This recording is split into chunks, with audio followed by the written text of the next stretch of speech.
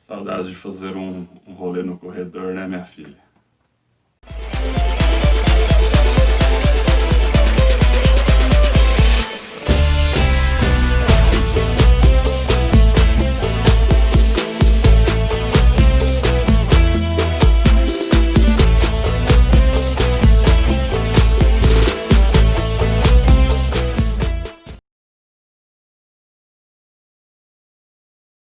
Bom, pessoal, vamos hoje falar sobre a Revolução Russa. Na verdade, hoje vamos falar sobre os precedentes da Revolução Russa.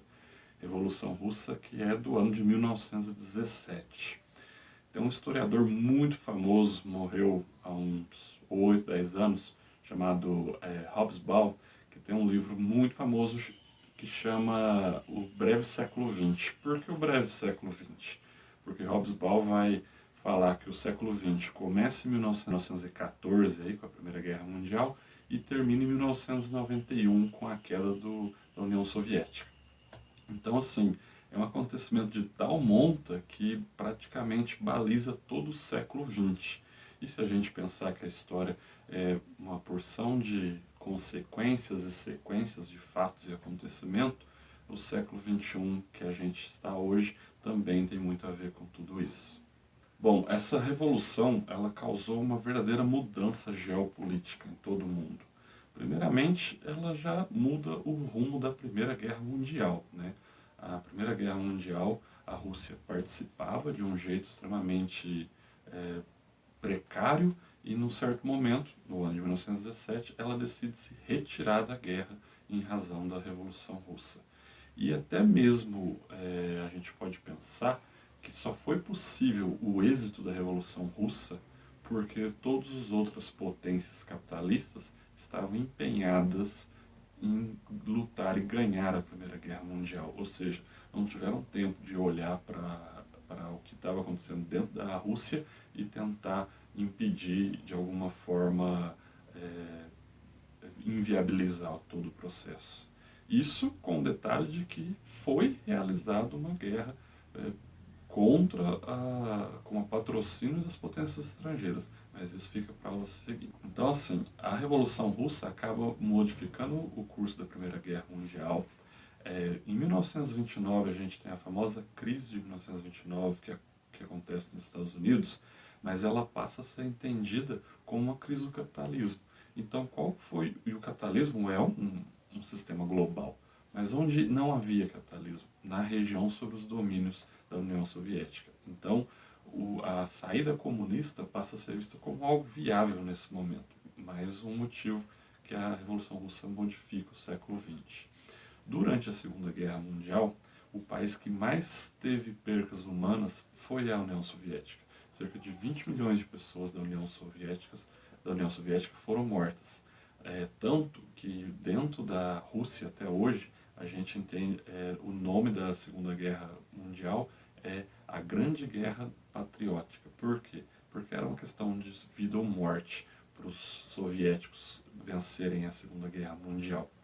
Após a Segunda Guerra Mundial, a gente tem início ao processo chamado de Guerra Fria, né? Onde as duas potências, Estados Unidos com o capitalismo de um lado e a União Soviética com o socialismo de outro, enfrentam uma batalha hegemônica e ideológica de influência em todo o mundo. Nunca houve um conflito entre essas duas grandes potências, até por aí esse nome de Guerra Fria. Mas a pressão que essas duas superpotências exerciam em outros países levaram à mudança de toda a história da humanidade.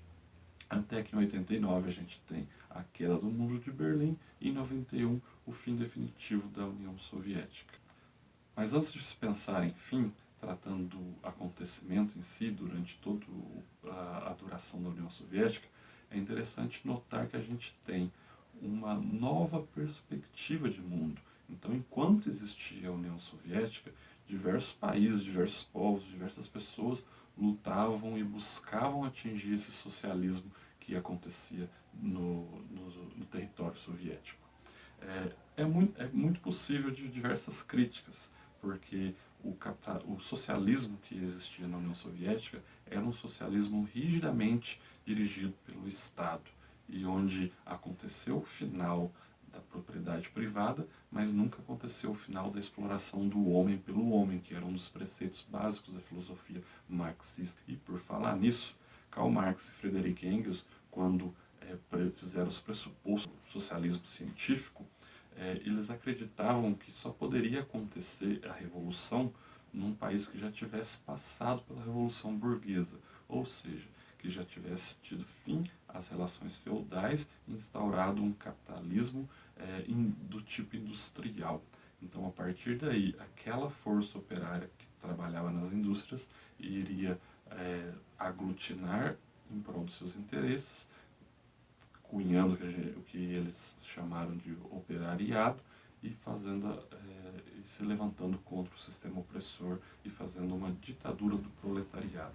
Portanto, onde seria o país para isso? Principalmente Inglaterra, que já estava a todo vapor na Revolução Industrial. Porém, aconteceu a Revolução Social, aconteceu na Rússia.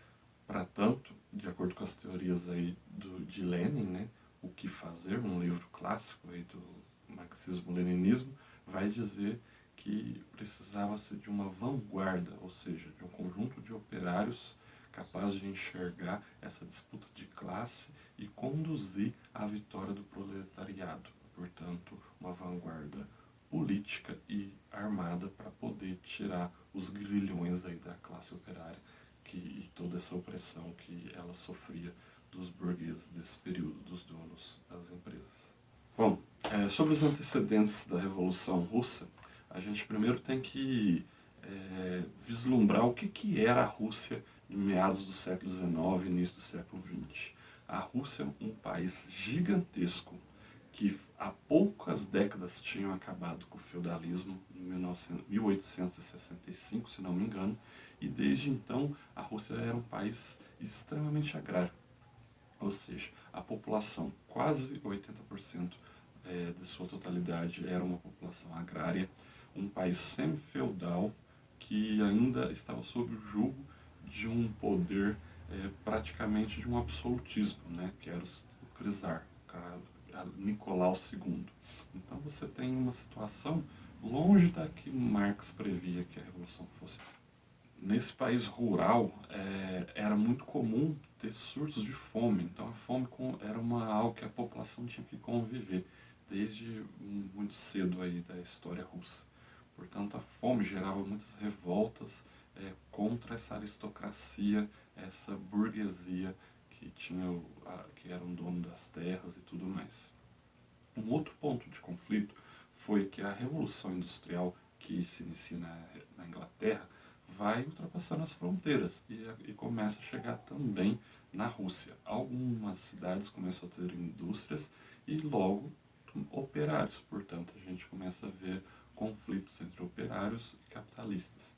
Então nesse momento você tem esses dois grandes grupos aí, ou melhor, esses três grandes grupos: trabalhadores rurais, trabalhadores urbanos e os donos dos meios de produção, num ambiente onde a fome era corriqueira, a violência de um regime monárquico absolutista e péssimas condições sociais em termos gerais. Algo que vai acrescentar nesse ambiente de conflito é uma guerra que o Japão trava com a Rússia no ano de 1905, onde a Rússia, apesar do seu imenso tamanho e população, perde para o Japão. Então essa guerra vai trazer umas consequências políticas muito grandes.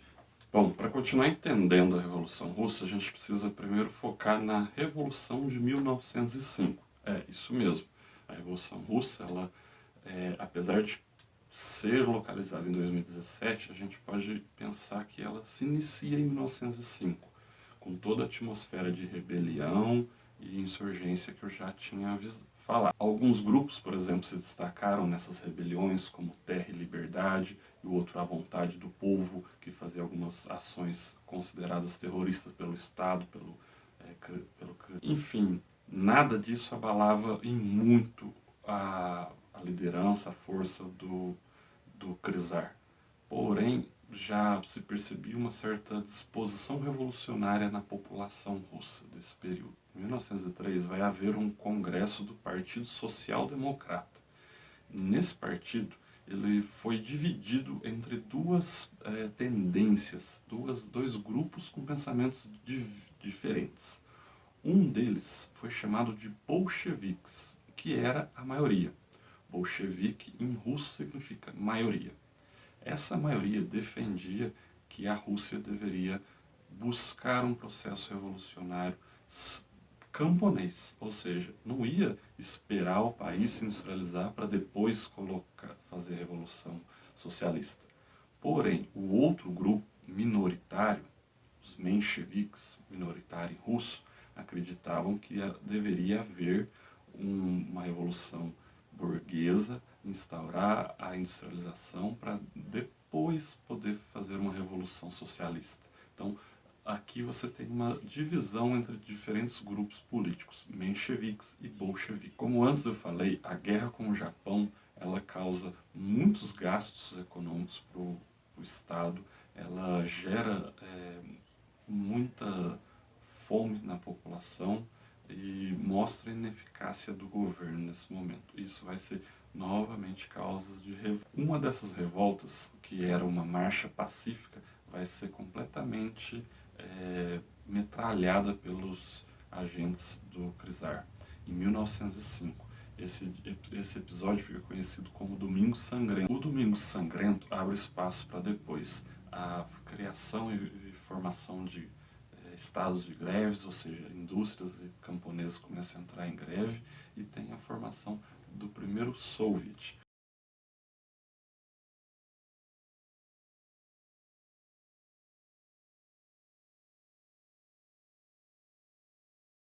O que é o Soviet? O Soviet é como se fosse um aglomerado, um sindicato, uma associação de trabalhadores para que eles mesmos defendessem e liderassem seus próprios caminhos. Nesse mesmo momento de revoltas, você também tem uma revolta na Marinha. A mais conhecida é a revolta do encouraçado Potemkin, que vira até nome de filme depois, um filme clássico aí da União Soviética. Na sequência de tudo isso, a gente precisa pontuar um pouco sobre a Duma e o início da participação da Rússia na Primeira Guerra Mundial. Burgueses liberais insatisfeitos com o czar vão criar um partido, o Partido Constitucional Democrata. Então esse partido ele é de característica liberal burguesa, frente aos mencheviques e bolcheviques. Com a derrota para o Japão, Nicolau II, czar, convoca a Duma, ou seja, convoca o parlamento para tentar colocar panos quentes na sua situação, que não estava nem um pouco boa nesse momento. A intenção de Nicolau II com a convocatória da Duma, do parlamento, é garantir, demonstrar uma democracia, uma falsa democracia. Então ele chama os participantes para que todos os membros possam dividir e opinar sobre os caminhos que a Rússia tem que tomar naquele momento. A verdade é que com o passar do tempo, Nicolau II vai se reestabelecendo, vai ganhando mais legitimidade e começa a esvaziar a Duma, ou seja, passa a ser algo completamente falso. Então não existe participação democrática, é apenas as vontades do próprio czar. E nisso você tem um processo de aumento da repressão contra os grupos opositores, contra todo foco revolucionário, um aumento da censura e de toda a liberdade de imprensa. Dessa maneira, o czar se mantém no poder e vai garantindo alguns investimentos externos e mostrando para a comunidade internacional que é ele que tem a força política do exército na Rússia de então. E assim continua até o ano de 1914, com o estopim da Primeira Guerra Mundial, onde a Rússia vai participar. A princípio, a população russa apoia esse ato beligerante, ou seja, o início da guerra é apoiado pela própria população russa. Porém, com o passar do tempo, vai perdendo o apoio popular. De 1914 a 1917, 1,5 milhão de soldados russos são mortos, inúmeros desertam, ou seja, saem do conflito de maneira desautorizada, e vai se instaurando um verdadeiro caos na sociedade russa. Você tem transportes com problemas, comunicação ineficiente, economia patinando. E a indústria, principalmente a indústria de bases, que é aquela que garante a fabricação de grandes metais, minérios e tudo mais, energia, totalmente desestruturada. Ou seja, a guerra para a Rússia tem um preço muito alto. A desestruturação completa do país, pelo pouco que ele conseguia se organizar, era insuficiente para manter a guerra, quanto mais toda a dinâmica do próprio país. Sendo assim, o CRISAR vai virar o alvo de todas as reclamações. Então toda a população, políticos, olham para o CRISAR como ele o grande e único responsável pela situação que a Rússia vai enfrentar. E assim a gente vai ter um golpe onde o CRISAR vai ser deposto. Então agora a gente tem os mencheviques no poder, aqueles que defendem a minoria, que defendiam essa revolução em duas etapas. Primeiro uma revolução burguesa e depois uma revolução socialista. Bom, por hoje é só. Na próxima aula a gente continua para pensar o desdobramento e a evolução da Revolução Russa. Abraços a todos, até. Acabou, porra!